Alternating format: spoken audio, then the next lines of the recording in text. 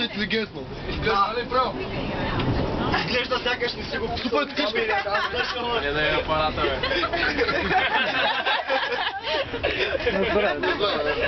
Ама що погледате, за да не снимате смисъл? Аз не снимам, в YouTube се види. В YouTube, добре, да. Това ще се бъде поне 200 милиона бия.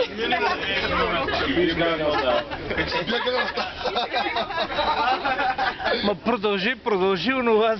За кое? Абе за чуждите думи.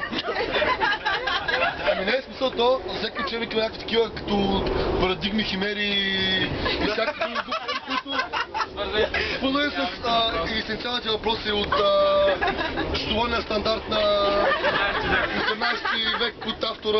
А пък по счетоводство няма говоря какви стати имаш. Всеки заеми преди периода, следващ периода на данъчното облагане, бъде да се... Да, има. Някакви глупости не може без това въпрос. Следващ месец на договора или нещо, какво си беше? Дай това принцип. Добре, то, било ли има такива? Аре не! Защо така толкова? Събрани заеми от подотчетни лица по валутни отчети на чужди кредитори. Примерно. А може ли да кажете оня глагол? Наймак имат правостати, други дебитори.